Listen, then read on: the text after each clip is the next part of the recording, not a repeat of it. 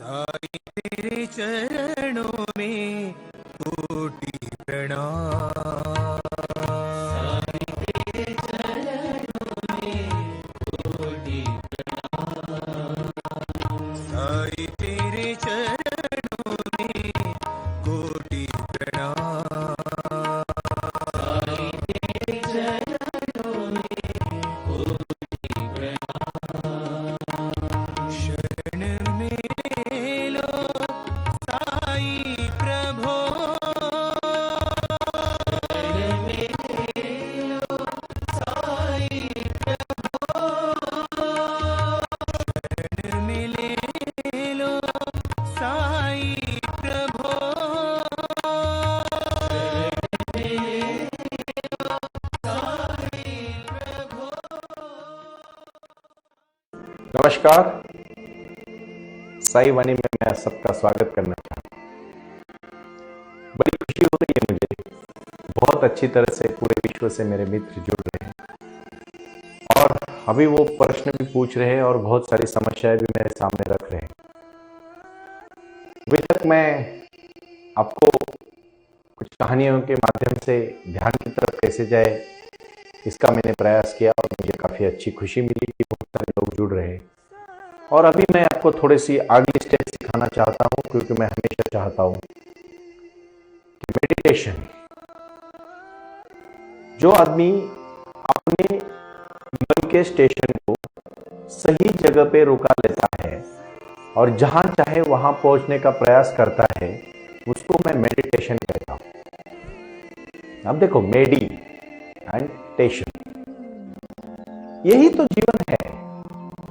आप समझ नहीं पा रहे हो, बहुत सारी चीजें बाहर देख रहे हो। जब आपके खुद के अंदर जाने लगोगे, सब कुछ पा लोगे।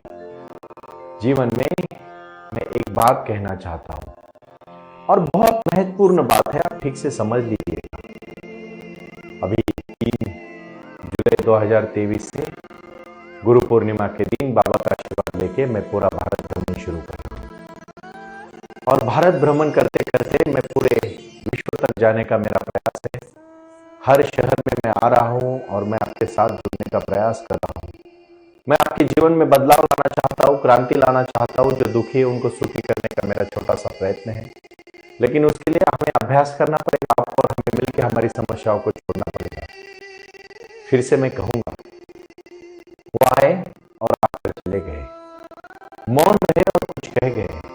कुछ था जो बिन बाटे ही बढ़ गया, जल उठे दिए और अंधेरा चढ़ गया। बहुत शांति है। आज मैं पहली बार आपको कहना चाहता हूं कि मैं अगले स्तर पर जा रहा हूं और वो स्तर है ध्यान का स्तर। उसके बाद का स्तर है समाधि का स्तर और उसके बाद का स्तर है जीवन में आनंद लाने का स्तर। ये सब करोगे ना, पानी का वाष्प होने वाला है, लेकिन 99 डिग्री को भी पानी रहता है, 100 डिग्री को ही उसको वाष्प बनता है। अभी मैं एक शिविर कर रहा था पुणे के पास लोनावाला में। लोग आए, 100 लोग थे और मैं उनके साथ जुड़ रहा था। तो शाम के समय मेरा एक भाई आके कहा कि गुरुजी, आज मैंने दिन भर प्रयास किया लेकिन ध्यान तो लगा नहीं, मुझे तो कुछ प्राप्त नहीं हुआ। ध्यान अगर इतना आसान होता तो कोई भी लगा लेता। और अच्छा हुआ एक दिन में ध्यान नहीं लगा, नहीं तो फिर ध्यान का महत्व भी नहीं होता। एक तो बात समझिए, जाके सिर गुरु ज्ञान है, सोई तरत भव माही। गुरु बिन जानो जंतु को, कबहु मुक्ति सुख नाही। जीवन में अगर अपने जीवन में सच्चा आनंद चाहते हो तो गुरु का ज्ञान चाहिए। और गुरु शायद गुरु अगर आपको जीवन में सच्चा मिल गया तो सदगुरु के मिलने के बाद जीवन का आनंद ही अलग है। मैं भी बहुत भटका। मैं 25-30 साल में इधर उधर भागता रहा, लेकिन जब मुझे मेरे गुरु ने ज्ञान दिया, साईं ने मेरे अपने पलकों में मुझे लिया और मेरा जीवन ही बदल गया। आज मैं आपके साथ इतनी विश्वास के साथ और दृढ़ता के साथ खड़ा होना, मेरे गुरु ने मुझे आशीर्वाद दिया, मुझे ज्ञान दिया और वो ज्ञान मैं बांटने का कार्य कर रहा हूं, और उसके बाद मेरे जीवन में जो खुशी आई है, मैं कह नहीं सकता आपको, इतना मैं खुश हूं अंदर बाहर से। ऐसी मैं छोटी सी कहानी बताना चाहूंगा। एक शिष्य गुरु के पास जाता है और कहता है, गुरु जी आप इतना प्रसन्न है, मुझे देख के बहुत खुशी होती है, लेकिन कभी कभी मन में शंका भी आती है कि इस भरी दुनिया में सब लोग दुखी हैं और आप इतना खुश हैं। शायद ये खुशी सिर्फ बाहर से तो आप दिखा नहीं रहे हो, अंदर से शायद आप भी दुखी हो सकते हो। गुरु छोटा सा स्मित हास्य करते हैं और कहते हैं, बेटा मैं कल ही बताने वाला था लेकिन भूल गया, आज मैं बताने से पहले भूल ना जाऊं इसलिए पहले ही बताना चाहता हूं। 30-32 साल का लड़का था, उनका शिष्य था, बना था, तो कभी कभी गुरु की भी परीक्षा लेने की आदत लोगों को होती है और होनी भी चाहिए। उसमें गलत क्या है? अगर आप में हिम्मत है तो आप डट के खड़े रहोगे, और हिम्मत नहीं है तो भाग जाओ। क्वेश्चन पूछा और पूछने के बाद कहा, क्या समस्या है गुरुजी, क्या समस्या है? आप तो बहुत खुश है, फिर आप डर क्यों रहे? गुरुजी ने कहा, मैं डर नहीं रहो बेटा, मैं सिर्फ इतना कह रहा हूं कि मैंने कभी तेरा हाथ देखा था, भूल गया मैं बातों में, लेकिन बेटा तेरी जिंदगी सिर्फ 7 दिन की है, अगले रविवार को शाम को 6 बजे तक तू ही जिंदा है, 6 बजे के बाद तू मर जाएगा। तो फिर लड़का कांपने लगता है, डरता है, डर तो मौत का सबको लगता है भाइयों। और फिर वो लड़का वहीं से निकलता है। गुरुजी बोलते हैं, तेरा प्रश्न क्या है? उत्तर देना चाहता हूँ। कौन सा प्रश्न? मैं प्रश्न भी भूल गया गुरुजी, मेरे जीने का फायदा ही, मेरा मकसद ही क्या है? और मैं पूरी तरह से कांप रहा, डर रहा। वो घर पहुंच गया। घर जाने के बाद सबको, परिजनों को बताया, सबको कहा जिनके साथ मैंने झगड़ा किया है, जिनको गाली गलौज किया है, जिनके साथ दुश्मनी की है, जिनके साथ मेरा कुछ मनमुटाव हुआ है, उनको सबको बोला मैं उनकी माफी मांगना चाहता हूं, क्योंकि मरने के बाद कोई रिग्रेट ना हो जाए, कोई समस्या मन में ना रहे। और फिर एक दिन एक पल उसको युग समान लगता है, बहुत डर जाता है, खाना पीना सब कुछ छोड़ देता है, घर वाले सब रोते हैं, और फिर सब कुछ, सबकी माफी मांग लेता है। जीवन में उसके सब, जब उसको पता चलता है कि 7 दिन ही मेरे पास रहे, तो उसके फिजूल के प्रश्न उसके मन में आते नहीं है। वो सिर्फ और सिर्फ वही बातें सोचता है जो सोचनी चाहिए। नकारात्मक विचारों में पूरा घिरा रहता है, लेकिन कोई भी बुरी चीजों को मन में ख्याल भी नहीं आता। 7वें दिन में शाम को 6 बजे, अभी मरने का कुछ समय ही बाकी था, उसके पहले वो गुरु पहुंच जाते और कहते, बेटा मैं आखिरी क्वेश्चन तुझे पूछना चाहता हूं, शायद तू मरने के पहले मुझे उसका जवाब दे। वो कहता है, आप किस तरह से मजाक कर रहे हो, मुझे क्या अभी क्वेश्चन पूछ रहे हो, मैं तो अभी मरने जा रहा हूं। बोलते, कोई बात नहीं, तू मरने तो जा रहा है, लेकिन मुझे इतना बता, ये 7 दिन में तेरे मन में कोई बुरे विचार आए? मतलब बुरे विचार छोड़ो, मैं और मृत्यु के बीच में कोई आ सकता है, और मैं ऐसे फिजूल के प्रश्न के बारे में क्यों सोचूं? तो गुरुजी हंसते और कहते, तू कोई मरने वाला नहीं है, मैं सिर्फ तेरे प्रश्न का उत्तर देना चाहता था कि अंदर से और बाहर से, तूने कहा ना कि मैं अंदर में एक हूं और शायद बाहर में एक हूं, तो मैं अंदर बाहर एक ही हूं, तू मरने वाला नहीं है, तो अभी जी ले यहां से। और वो खुशी से उठ के फिर झूमने लगता है और अच्छी जिंदगी जीने लगता है। ये कहानी किसी लड़के की शायद हो सकती है, लेकिन ये कहानी हम सबको लागू है। हम सबके जीवन में यही तो कहानी है। हम सिर्फ सोच रहे कल आज, देखो मरना तो सबको है। आप कहोगे गुरुजी आप जिंदगी में मोटिवेशन और प्रेरणा देते हैं, बदलाव लाना चाहते हो, और आप हमें डरा क्यों रहे? मैं डरा नहीं रहा हूं, मैं सिर्फ याद दिला रहा हूं। साईं बाबा भी कहते हैं, भाइयों जो जिंदगी मैंने दी है ना, उसको खुशी से जियो, क्योंकि आप जाने के बाद भी आपका नाम रहना चाहिए। आप जब जाने के पहले भी आप खुश होनी चाहिए, जाने के बाद नाम रहे ना रहे। लेकिन आपको आज मैं जो प्रयोग करने जा रहा हूं, वो प्रयोग है कि एक दिन हमें जाना है, इस बात को हमेशा याद रखना।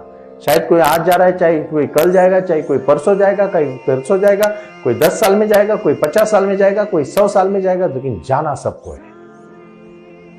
मैं साई ध्यान में बहुत महत्वपूर्ण ध्यान में आज से करवाने जा रहा हूं, और अभी अभी मैं 10 मिनट में कहानियां बताऊंगा और 10 मिनट में ध्यान कराऊंगा। आज के बाद हमें 10 मिनट जुड़ना है, और आखिरी के 2 मिनट में मैं आपको जीवन जीने की एक राह दिखाने वाला हूं। बहुत सारे भाई और बहन मुझे मिलते हैं और कहते हैं, सुनील जी बहुत समस्या है, क्या करूं पता नहीं चल रहा है, हमें ऊर्जा है, शक्ति है, काम करने की ताकत है, लेकिन काम ही नहीं है। बहुत कुछ है, आपका नजर नहीं उस तरफ। एक बात कहूं आपको, सिर्फ 2% हिंदुस्तान में रिसर्च होता है। कितने सारे विषय R&D करने के लिए, कितनी छोटी छोटी समस्या है। कोरोना ने हमें क्या क्या दिया, कितने सारे नए रोजगार भी शुरू हुए। हालांकि बहुत पुराने रोजगार बंद हुए, उसमें कोई दोहरा नहीं है, लेकिन जब एक दरवाजा बंद होता है ना भाइयों, 1000 दरवाजे खुलते हैं। सिर्फ हमारी नजर उस तरफ होनी चाहिए। हम बंद होने के बाद डर जाते हैं, घबराहट हो जाती है। अभी घबराहट के लिए ही आज का मेडिटेशन है, और मैं चाहूंगा अभी आप मेरे साथ बैठ जाए और मेडिटेशन को प्रारंभ करें। यह मेडिटेशन जीवन में बदलाव लाने का मेडिटेशन है। यह जीवन में क्रांति लाने का मेडिटेशन है। यह जीवन में अपनों को जोड़ने का मेडिटेशन है। आज का मेडिटेशन साई ध्यान अपनों को, खुद को जानने का मेडिटेशन है, और 1 घंटा कुछ भी ना करने का मेडिटेशन है। मेडिटेशन करना नहीं होता, मेडिटेशन हो जाता है। मेडिटेशन कोई करने की क्रिया नहीं है, मेडिटेशन ऑटोमेटिकली होना चाहिए। आपको शायद एक कहानी पता होगी, साईं बाबा के बहुत करीबी थे मेहर बाबा। मेहर बाबा और साईं बाबा का एक हृदय का नाता था। मैं आपको अंदर की बात कहना चाहता हूं। और मेहर बाबा पूरी जीवन में 4 बार बोले, और उन्होंने अपने जीवन में अपने भक्तों को बिना बोले ही बहुत कुछ बांट दिया। जो साइलेंस में मिलता है ना भाइयों, वो आपको कभी हड़बड़ी में नहीं मिलेगा। और इसी के ऊपर मैं आज एक मेडिटेशन करवाने जा रहा हूं, और उसका नाम है साई ध्यान। कुछ नहीं करना है आपको, आपके जीवन में सांस पे ध्यान देना है और गहरी सांस लेनी है। बस गहरी सांस। 1 मिनट में लोग 30-30, 40-40 बार सांसें लेते हैं, छोड़ते हैं। और वही सांस आपको जब आप पूरे ध्यान तक पहुंचोगे तो 5 बार लेनी है और 5 बार छोड़नी है। और थोड़ा अभ्यास करोगे तो 4 ही बार लेनी है और 4 ही बार छोड़नी है 1 मिनट में। उसको बोलते हैं पूरी शांति। लेकिन एक दिन में नहीं, एक दिन में मतलब एक दिन करके ये अभ्यास आपको करना है। और 1 घंटा सिर्फ छोड़ने हुई सांस पे ध्यान देना है, लेते हुए नहीं। आप शिथिल हो जाओ, मेरे साथ पद्मासन में बैठ जाओ। पूरे शरीर को, जमीन को छोड़ दो। आपका हाथ भी ऊपर नहीं उठना चाहिए, इतना रिलैक्स आप हो गए। आपका ध्यान पूरी तरह से एक सामने से एक नजर होनी चाहिए। आंख आहिस्ता आहिस्ता बंद करो और मेरे साथ जुड़ जाओ। मैं बालाजी मेरे सहयोगी को कहना चाहूंगा कि आप यहां मेडिटेशन का म्यूजिक लगाएं। और ये मेडिटेशन म्यूजिक लगेगा तो जैसे जैसे आप मेडिटेशन करोगे, मेडिटेशन म्यूजिक के साथ साथ साई की धुन आप आराम से सुन रहे हो। और साईं बाबा का चेहरा, साईं बाबा का फोटो, साईं बाबा की मूर्ति, साईं बाबा का चेहरा आपके सामने ला रहे हो। और आप शांति से गहरी सांस ले रहे हो, और आराम से जितनी शांति से ले रहे हो उतनी ही डबल शांति से आपको आहिस्ता आहिस्ता छोड़नी है। कुछ नहीं होता है, घबराओ मत। जो इंसान ज्यादा गुस्से में आता है ना, उसकी सांसें फूल जाती है। गुस्सा फुलाता है, शांति गहराई दिखाता है।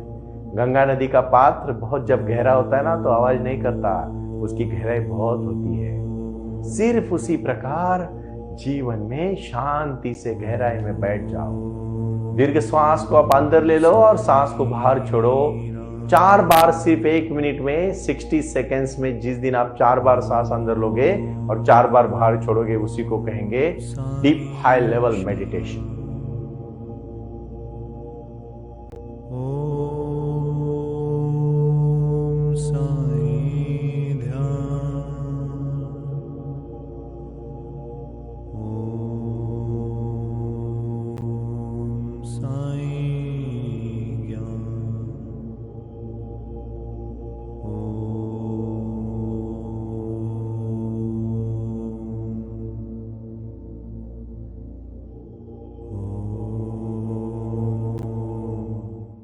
और साई वाणी का ये है, अंदर लेते समय आपको एक बोलना है, प्रारंभ करो,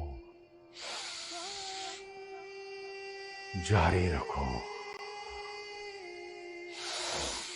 प्रारंभ करो, जारी रखो। प्रारंभ करो, जारी रखो। प्रारंभ करो, जारी रखो। प्रारंभ करो, जारी रखो। देखो कितना अच्छा लग रहा है। ऐसा पूरा 40 मिनट करो। एक दिन में आपको लगेगा आप 8 घंटा सो के उठे हो। पूरी तरह से शरीर आपका उल्लासित हो जाएगा और आपके मन में प्रसन्नता आएगी। प्रारंभ करो और जारी रखो का ही गुरु मंत्र आपको रटना है और कुछ नहीं करना है। बिल्कुल शांत हो जाना है। 23 घंटा काम करना है, 1 घंटा पूरा रिलैक्स रहना है। पूरा रिलैक्स रहना ही मेडिटेशन है। यही तो हम नहीं कर रहे हैं। इतनी कचरा कूड़ा भर रहे अपने मन में। अब लिख के रखोगे ना दिन भर आपके मन में क्या क्या विचार आते हैं, माफ करिएगा भाईजान, आप खुद को ही हंसोगे, बहना आप खुद ही हंसोगी। भाई और बहनों, आप समझ नहीं पा रहे हो आप कितना मन में कड़ा कुचरा, कितना कीड़ा मन में होता है, कितना कचरा मन में आता है। वो पूरा पढ़ोगे तो पागल हो जाओगे आप खुद ही। सिर्फ एक प्रयोग करना चाहते हो तो कुछ मत करो। दिन की तो बात बहुत बड़ी है। 10 मिनट मन में क्या क्या विचार आते हैं पूरे लिख के रखो और बाद में पढ़ो, आप खुद हंस जाओगे। अरे इसलिए कबीर महाराज जी ने कहा था, बुरा देखना चला बुरा न दिखा कोई, झाका खुद के मन में मुझसे बुरा ना कोई। अर्थ शायद उसका समझो, मैं बुरा देखने चला था, मिला ना कोई, झाका खुद के अंदर मुझसे बुरा ना कोई। मेरा मन से बुरा कुछ नहीं, झाका खुद के मन में। शायद शब्द इधर उधर हो सकते हैं लेकिन अर्थ को आप समझो। भाषा महत्वपूर्ण नहीं है, भाव महत्वपूर्ण है।